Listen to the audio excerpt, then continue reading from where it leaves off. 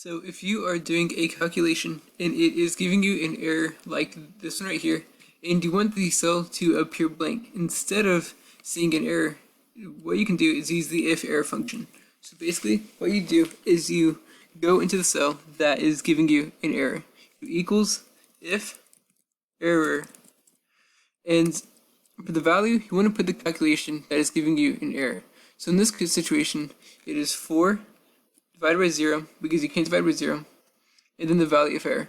So for the value of error, if you want the cell to be blank, what you can do, you can do double quotes twice and then closing parentheses.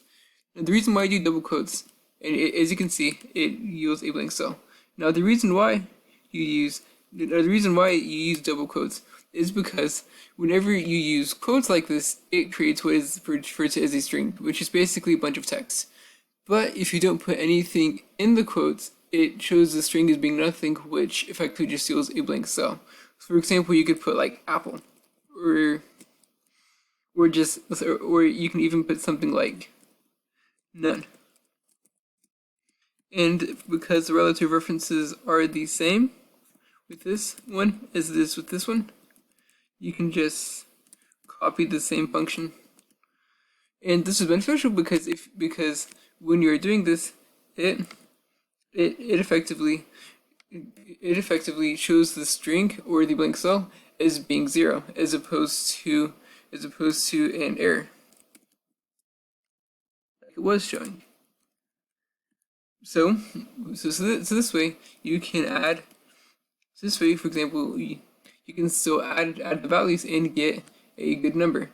But now, what if you are in a situation where you have a bunch of data where it really doesn't make sense to go through and add all the functions, or let's just say you are averaging the data instead of summing it up, and having a 0 instead of an error would really throw your numbers off.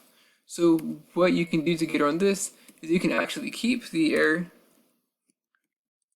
cells and use the aggregate function instead. So to do this, you have to do equals aggregate open parentheses. So the function number is the function that you're trying to do. So let's just say we are trying to average it. We just do 1. You know, the great thing about the aggregate function is that it has different it has much more flexibility than, let's just say, the sum function or the average function or the average if function even, because you can, for example, ignore error values. And then for the array, what you want to do is just select the cells that you're trying to average.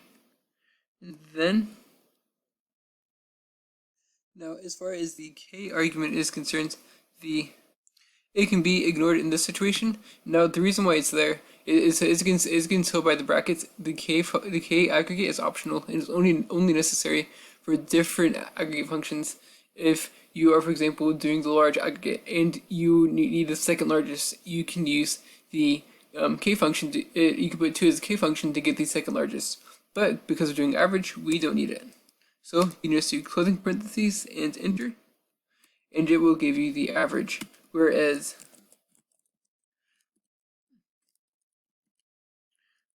for example, the average without the k function, as you can see right here, as you can see by getting the average without the aggregate function,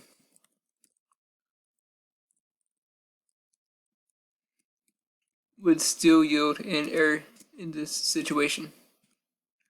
So I really hope that this helps. I hope that this helps I hope this helps you work through some errors, and please like, subscribe, comment. Thank you. Have a great day.